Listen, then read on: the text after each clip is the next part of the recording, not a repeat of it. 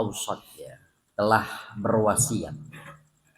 Siapa tuh yang berwasiat? Imro'atun, seorang ibu, perempuan maksudnya ibu, bintaha, kepada putrinya.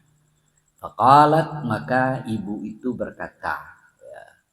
Jadi bagi ibu-ibu yang pada punya anak perempuan, nah ini pas dan ya. Atau kita sendiri dah, ibu sendiri dah ya. Nah, seorang ibu menasihati atau berwasiat kepada putrinya dengan menyatakan ihfazi li zaujiki khisalan asran. Ihfazi, jagalah li zaujiki, untuk atau terhadap suamimu. Jagalah kamu akan suami kamu. Khisalan asron, 10 perkara. Emang apa tuh kalau kita jaga 10 perkara? Ibunya bilang, yakun laki zuhran. Yakun, maka akan menjadi bagi kamu akan menjadi atau kamu akan mendapatkan seperti itu zuhran. Ya. Zuhran itu penyimpanan, ya. Mendapatkan penyimpanan keberuntungan. Ya, jadi dia akan mendapatkan bekal ataupun akan mendapatkan efek suatu penyimpanan yang baik, gitulah ya. Kata ibu ini begini, al-ula yang pertama, wasaniyatu dan yang kedua. Yang pertama dan yang kedua apa itu? Al-qanaatu wa husnus sam'i lahu wa ta'ah. Al-qanaatu, menerima apa saja yang didapat oleh suamimu, kamu terima ya. Ya, terima aja udah, ya, umpama seperti itu. Apa saja, pendapatan, penghasilan dan sebagainya, kecilnya, besarnya, kamu terima aja udah. Terima. Kemudian wa husnus sam'i lahu, dan baik ya, mendengarkan dengan baik terhadap suamimu itu. Di sini diisyarahkan kalau begitu berarti suaminya adalah suami yang baik, gitu ya Bu ya. Karena dia harus menerima apa yang baik karena suaminya baik. Dan apa dia harus melakukan atau harus mendengarkan apa yang diucapkan oleh suaminya.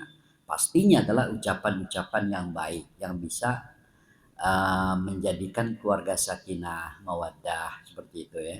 Yang bisa membangun keluarga yang baik begitu. Nah, kemudian yang kedua adalah wa ta'atu, yang dan taat. Sebab taat kepada suami itu adalah ridha Allah Subhanahu wa taala bagi seorang perempuan. Gitu ya. Jadi ridha Allah terhadap seorang istri sebab ridha suaminya. Murka Allah kepada seorang istri adalah sebab murka suaminya. Suami tidak ridha, maka Allah pun tidak ridha. Walaupun istri banyak puasa, banyak beramal soleh, itu umpama ya, banyak sholat sunnahnya, tetapi suaminya tidak ridha dalam kehidupannya, maka Allah pun tidak ridha. Nah, sekali lagi kalau kita mengacu pada pelajaran di belakang bahwa Fatimah saja sebagai putri Rasul itu tidak dijamin oleh ayahnya Nabi Muhammad SAW. Nabi menyatakan, aku tidak mampu melakukan apa-apa terhadap kamu wahai putriku kalau suamimu tidak ridha. Padahal itu seorang Nabi, seorang Rasul ya. Sayyidul Anbiya wal Mursalin. Begitulah ya.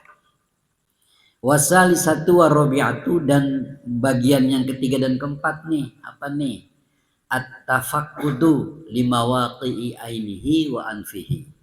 Wat-tafaqqud, perhatikan, teliti. Waspada, teliti. Ya, perhatikan, tafaqqud, teliti. Teliti terhadap apa? Limawaqi'i ainihi, terhadap sesuatu yang tempat-tempat ya, terhadap sesuatu yang dijadikan tempat pandangan suamimu.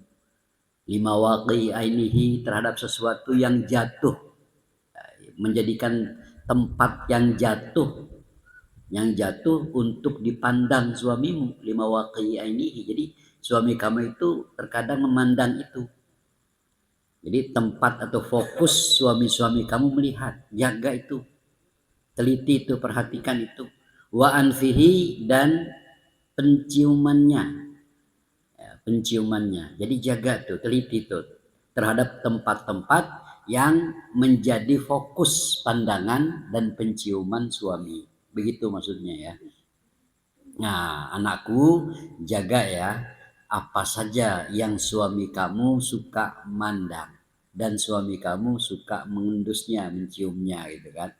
Nah, oleh karena itu fala taqa ainahu minka. Fala taqa, maka janganlah kamu menjatuhkan ainahu akan pandangan suami itu minki darimu ya, ala qabihin terhadap pandangan yang buruk. Jadi kamu teliti, perhatikan, jangan sampai sesuatu yang menjadi fokus pandangan suami kamu itu ketika itu buruk di matanya, jelek dalam pandangannya. Jaga tuh, hati-hati, perhatikan, gitu ya.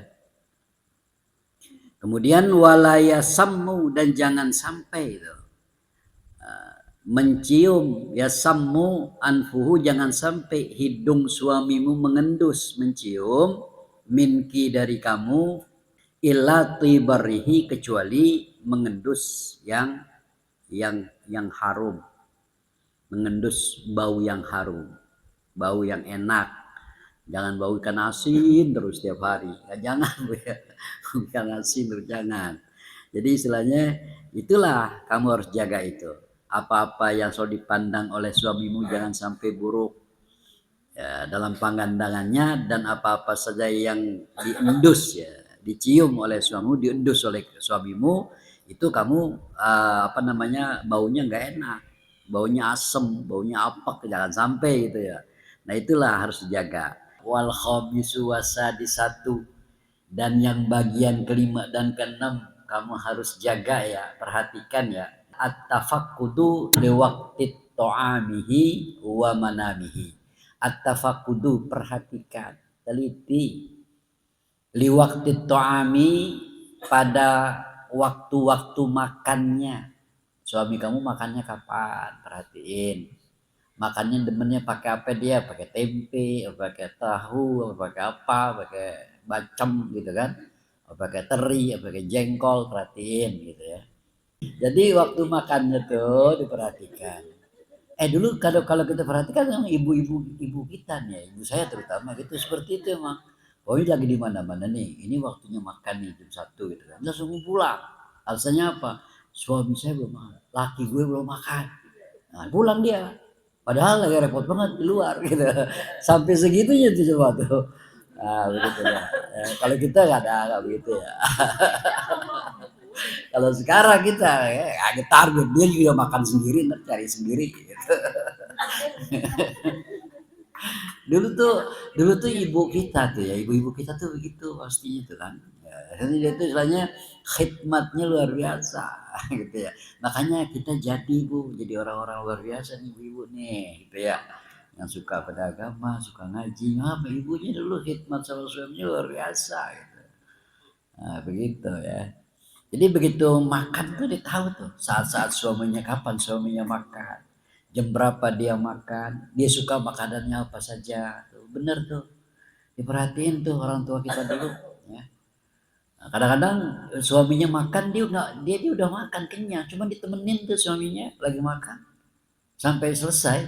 Dia sendiri makan nggak? Enggak. Kenapa? Karena memang sudah kenyang, dia udah makan barangkali gitu ya. Atau memang begini kadang-kadang, suaminya makan dia tidak makan, ditemenin dulu. Kenapa? Nanti setelah suaminya selesai baru dia makan bersama anak-anaknya. Zaman dulu orang-orang tua kita kayak gitu, saya ingat banget itu. Jadi begitu ayah kita makan selesai nih, nah dia nyingkir, dia ngeteh gitu ya sambil dia ngerokok. Nah kita makan dengan anak-anaknya bareng ibu kita. Gitu, dulu begitu tuh ya. Jadi benar-benar gimana ya, ya istilahnya teratur hidup berumah tangga itu kan. Jadi tampak tuh di mana seorang ayah, di mana seorang ibu, dan mana anak-anak mereka. Jadi benar-benar teratur. Nah, sehingga walaupun mereka anaknya banyak, tetap aja bisa diatasi. Telur satu dadar tuh bagi 4, potong 4 ya, anaknya banyak. Kalau sekarang satu orang 2 telur bisa jadi. Kalau dulu 1 telur dipotong 4. Kadang-kadang bikin bikin apa sih, jembrengan ya, apa sih itu namanya, gemblengan. Tahu gemblengan bu, yang terigu tuh, terigu digembleng tuh kan, dipotong 4. Nah begitu zaman dulu. Nah, apa dia, tempe itu ya, tempe dipotong kecil. Tujuannya biar anak-anaknya semua bisa makan. Ibunya kapan makannya? Ntar bareng anaknya. Kadang-kadang anaknya doko-doko banget. Ibunya nggak kebagian, cuma makan nasi doang sama sayur. Itu biasa itu begitu. Ya, zaman dulu tuh ya. Benar-benar sebagai seorang pengayom gitu. Benar-benar ratunya rumah tangga gitu. Kalau kita, kalau ibu sekarang kadang-kadang kan nggak mampu menjalani itu. Lebih dari itu. Jadi gitu ya. Nah, jadi gitu. Nah, ini sebagai satu perhatian buat ibu ini sebagai seorang istri ya, begitulah. Paling nggak kita bisa sedikit ya, ada keseimbangan, menyeimbangi itu. Paling tidak seperti itu ya. Makanya dikatakan perhatikan saat-saat makan suami kamu, makannya pakai apa, jam berapa, bagaimana dia modelnya, kesukaannya, begitulah ya. Nah kemudian wa manamihi, dan waktu-waktu tidurnya. Nah waktu suami kita mau tidur nih, kita udah siapin tuh udah kamar gitu kan, alat apanya, spray udah dirapiin dan sebagainya, nggak ada bau ompol, nggak ada bau liler, nggak ada tuh ya bu ya. Jadi ibu nih misalnya udah siapin tuh, kalau maunya spraynya udah ada noda, udah ada kotor, udah bau, udah diangkat, dicuci, ganti yang baru. Kenapa emang? Karena suamiku akan tidur di situ, nggak di mana-mana gitu ya, tidurnya di situ. Nah oleh karena itu Nabi menganjurkan ya perhatikan tempat tidurnya. Kemudian dijelaskan nih ya, fa inna syiddatal ju'i malhabatun.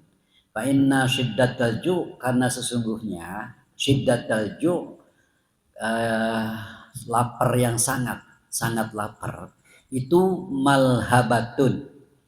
Malhabatun itu, malhabah itu menimbulkan apa namanya, emosional. Malhabatun sensitif, emosional yang memuncak, malhabatun. Jadi lapar yang sangat itu bisa sensitif terhadap sifat marah. Malhabatun menimbulkan marah gitu maksudnya. Mudah menimbulkan marah gitu. Kemudian watan ghison naumi maghdobatun. Watan ghiso, dan sulit tidur atau tidak betah di tempat tidur. Tanugis itu sulit tidur, maksudnya bukan sulit tidur, sulit merem, nggak betah di kamar, nggak betah di tempat tidur seorang suaminya itu, jadi susah tidur. Watan ghison naumi, sulit tidur, sulit tidur karena memang tidak betah. Itu maghdobatun, bisa menimbulkan marah. Kalau malhabatun menimbulkan emosi, emosional orangnya, temperamental, malhabatun. Nah kalau maghdobatun itu ya marah. Jadi malhabah dengan maghdobah bersama tuh. Malhabah adalah temperamen. Nah kalau apa satu lagi tuh maghdobah itu marah. Marah aja bawaannya gitu. Oh ternyata tempat tidurnya nggak enak, tidurnya gelisah dan sebagainya gitu. Makanya diperhatikan katanya seperti itu ya.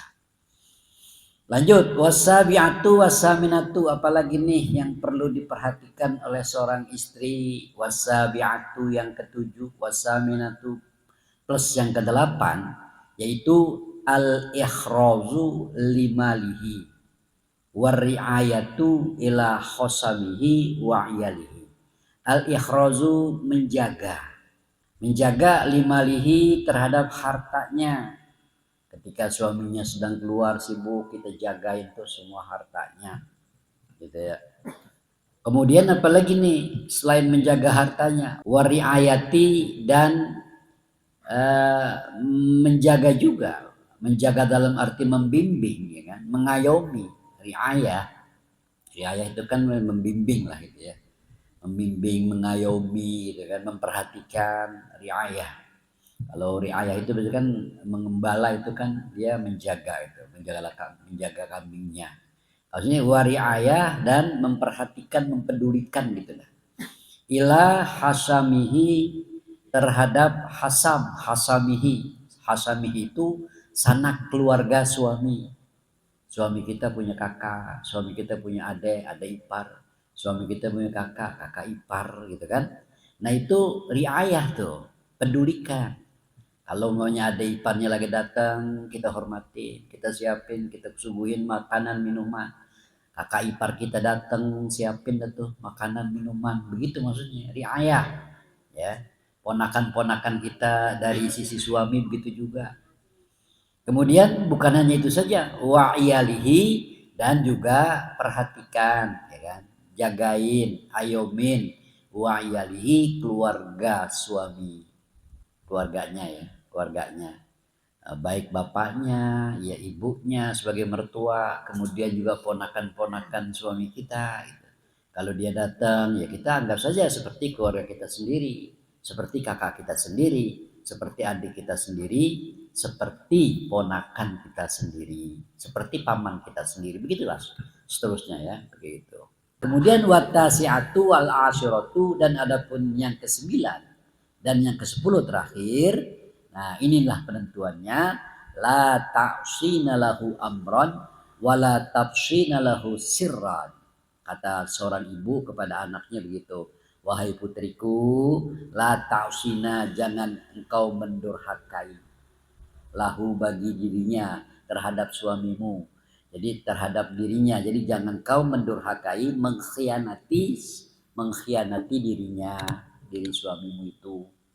Amran, satu persoalan pun, amran, satu perkara pun. Maksudnya adalah jangan kamu mengkhianati satu perkara pun terhadap suamimu. Satu persoalan pun jangan kau mengkhianati. Kemudian wala tafsina lahu asirran, wala tafsina, wahai putriku, jangan engkau menyebarkan bagi suamimu itu, terhadap diri suami itu, jangan kau sebarkan sirran, keburukannya. Suami kita udah buruk diceritain, dijadikan omongan, gak boleh ya, jangan. Nah, itu rahasia kita aja berdua gitu, rahasia ibu aja. Anak-anak pun jangan sampai kita ceritain juga.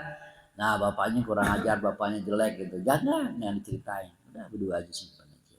Emang apa? Begini, fa'innaki, bahwasanya engkau, in khalafti amrohu au gharrati sadrah au gharrat sadrahu.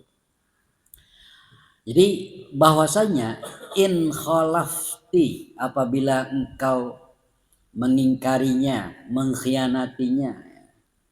Artinya khalafti itu ya istilahnya mengkhianati, membelakangi, tidak mentaati. Khalafti, engkau tidak mentaatinya, engkau mengkhianatinya. Mengkhianati amrohu, urusannya, persoalannya.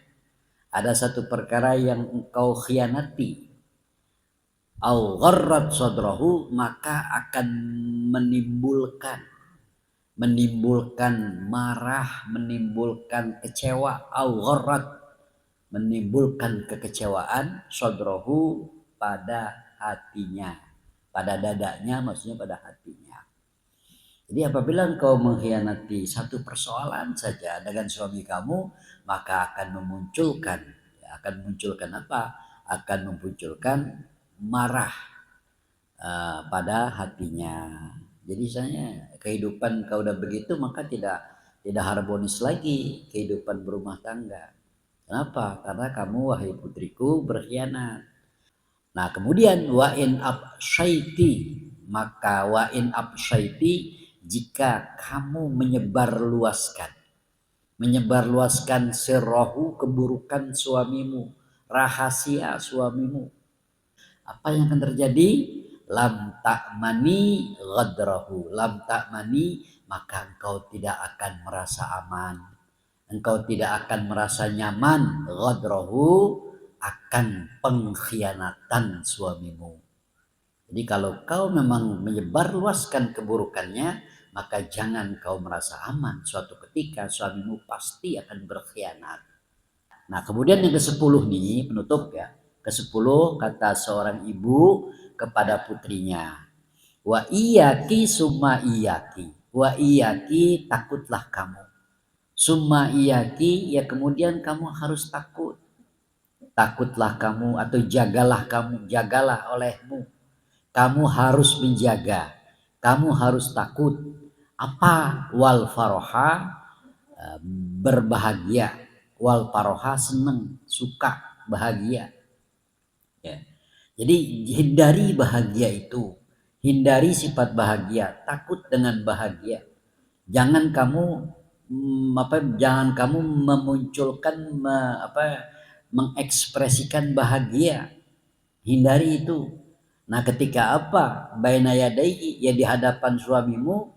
Ketika apa tuh? Iza kana muhtamman, ketika suamimu itu muhtaman, dalam keadaan galau, dalam keadaan susah, dalam keadaan tidak bahagia. Jangan kamu sekali-kali menunjukkan sikap bahagia tatkala suami kamu dalam keadaan tidak bahagia. Begitu maksudnya. Kemudian wal kabata, dan jauhilah, hindarilah wal kabata, ekspresi sedih, ekspresi susah, sifat sedih, sifat susah, tingkah laku yang sedih, yang susah, ladaihi, di sisi suamimu. Jadi jauhi, hindari murung, sedih, susah di sisi suamimu. In kana fariha, jika adanya suami itu dalam keadaan yang senang, yang gembira. Jadi jangan kamu susah, jangan kamu menunjukkan sifat susah, bermut aja atau susah, gimana kan, gelisah saat suami kamu dalam keadaan gembira. Dan jangan kamu gembira saat suami kamu dalam keadaan resah. Begitu Bu maksudnya. Itulah nasihat seorang ibu kepada putrinya, agar supaya rumah tangga putrinya bersama suami itu menjadi rumah tangga yang sakinah, mawaddah, warahmah, dengan memperhatikan 10 macam perkara. Mudah-mudahan ini jadi nasihat buat kita semua nih, bukan hanya ibu tetapi kita juga kaum laki-laki, karena kita juga sebagai objek, dan ibu-ibu juga sebagai objek, kita juga sebagai objek dalam permasalahan ini. Maka semuanya itu adalah fokus kepada kita sebagai seorang suami dan sebagai seorang istri. Artinya di dalam hal ini kesimpulannya adalah antara seorang istri dan seorang suami harus saling terbuka. Jangan ada yang tertutup, jangan ada dirahasiakan. Apa saja terbuka. Jangan sampai ada yang dirahasiakan, dan jaga rahasia di antara keduanya. Suami tidak boleh menyebarluaskan rahasia istri, istri juga tidak boleh menyebarkan rahasia suami. Begitulah ya. Jadi saling mensupport, saling mendukung, saling membantu, saling menambal kekurangan di antara mereka, dan saling menghargai kekurangan di antara keduanya. Jadi seperti itulah. Jadi intinya begitu nih, 10 nasihat itu intinya ada seperti itu. Ya, agar dalam rangka membangun, ya, menghidupi mahligai rumah tangga sesuai dengan harapan dan tujuan secara hakikat yang sebenarnya, yaitu mencapai keluarga, rumah tangga yang sakinah, mawaddah, warahmah, di bawah naungan ridha Allah Subhanahu wa taala. Maka nanti pada akhirnya jadilah putra-putri kita, anak-anak kita, anak-anak yang sesuai dengan harapan kita sebagai orang tua, harapan masyarakat, harapan bangsa negaranya, bahkan harapan agamanya. Begitu deh Bu ya. Ini adalah dasar bagaimana cara untuk membina rumah tangga yang sakinah, mawaddah, warahmah di bawah naungan ridho Allah Subhanahu wa taala.